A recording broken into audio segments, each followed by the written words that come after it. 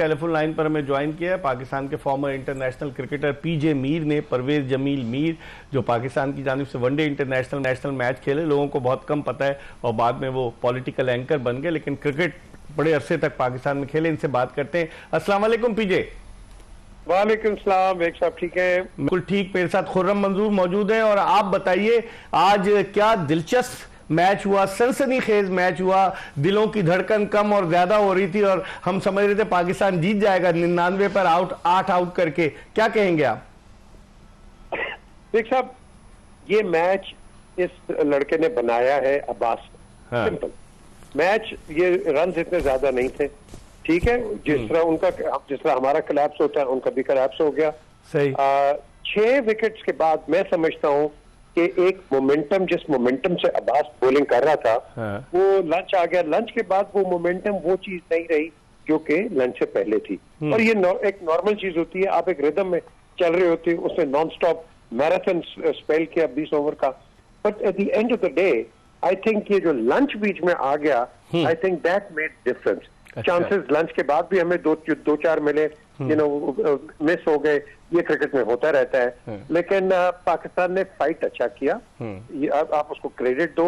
लेकिन रन्स थोड़े थे जिसके ऊपर वो लड़ नहीं सके, and that is I think what matters. 32 run से 32 रन कुछ भी नहीं है। देयर नाइदर हेयर और नाइदर देयर, क्योंकि प्रेशर बॉलर्स के ऊपर भी बहुत ज्यादा होता है। और पर्टिकुलरली जब आपका टेल आती है, उसके ऊपर जो बॉलर होता है उसको ज्यादा प्रेशर होता है, क्योंकि उसको कोई पता नहीं अच्छी गेंद करे उसको कहां वो फेंक दे। तो उस लिहाज से I think it was a fair contest. Pakistan fought well, but at the end of the day हमें ये जो 6 विकेटें मिल गई है, मैच तो यहां से बना है। उससे पहले तो मैं समझता हूं कि मैच was going one-sided. सही। Pakistan made a great fight back. और फिर आप देखें, एक आखिरी सवाल, एडन मार्करम, क्या उसने पहली इनिंग्स में बैटिंग की 81 नॉट आउट, दूसरी इनिंग्स में उसने 37 ऑड रन किए। फिर बाबूमा जो उनका कप्तान है, वो आईसीसी की रैंकिंग में, टेस्ट रैंकिंग में टॉप 10 बैट्समैनों में शामिल है। उसने भी अच्छी बैटिंग की। आप समझते हैं तजुर्बे का कोई नेमुल बदल नहीं है, दोनों एक्सपीरियंस क्रिकेटर हैं। बिल्कुल आपने सही कहा, एब्सोल्युटली करेक्ट, बिल्कुल सही आपने कहा। ये टेस्ट मैच था और इसमें टेस्टेड हो गए दोनों से। हाँ, कि आपके नर्व्स किसके से जबरदस्त। तो ये जो टेस्ट हुआ है हमारे लड़कों का पर्टिकुलरली, इनको और सीखना चाहिए। इनको और मुश्किल मैचेस भी आएंगे। आपने देखे होंगे कई मैचेस आखिरी 2-3 ओवरों में खत्म हो जाते हैं। एक साइड जीत जाती है, दूसरी। सो हमें अपने वो जो होते हैं ना, अपना रेजोल्यूट, इसको तकड़ा कर रहे हैं। हाँ। ये कर लेंगे, लड़कों के पास हर चीज मौजूद। बहुत बहुत शुक्रिया। पीजे मीर हमारे साथ मौजूद थे। क्या कहेंगे खुर्रम? बिल्कुल तजुर्बे का वही जो आप कह रहे हैं, नेमुल अब्बास भी तजुर्बाकार, एडन मार्करम भी तजुर्बाकार। भी देखें, अगर रियलिस्टिक बात करें ना हम, तो ये है कि 140 रन कुछ भी नहीं थे। हाँ। और आपको सही मानों में इस टेस्ट मैच की जो खूबसूरती में एक तड़का मारा है उसने, हाँ। वो 6 विकेटों का तड़का था अब्बास की।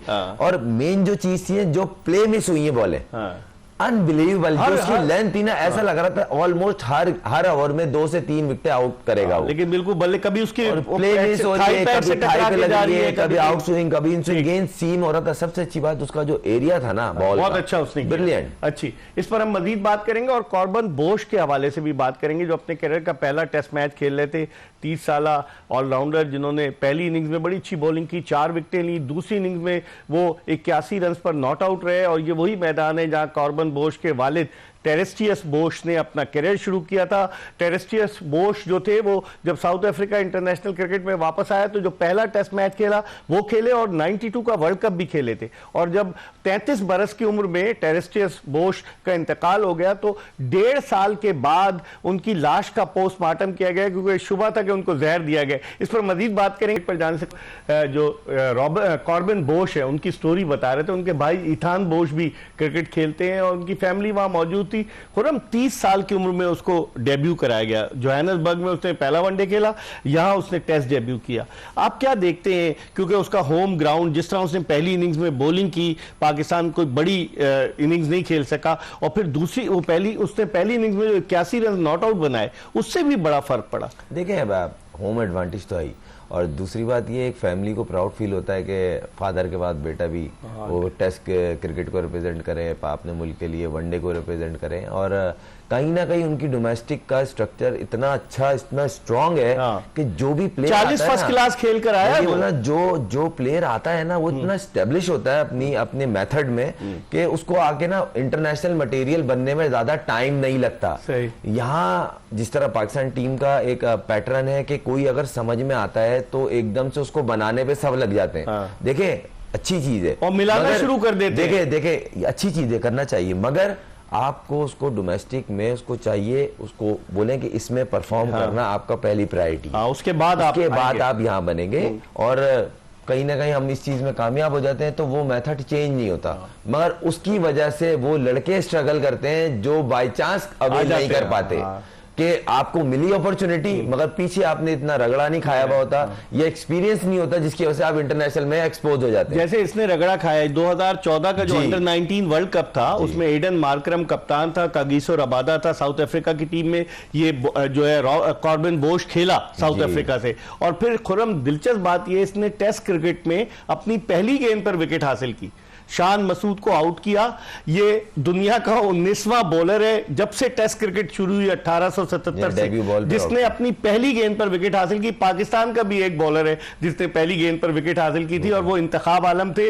1959 में ऑस्ट्रेलिया के खिलाफ नेशनल स्टेडियम कराची में टेस्ट मैच था और वो मैटिंग विकेट पर था और पहली गेंद पर उन्होंने ऑस्ट्रेलिया के कॉलन मैकडोनाल्ड को बोल्ड किया था।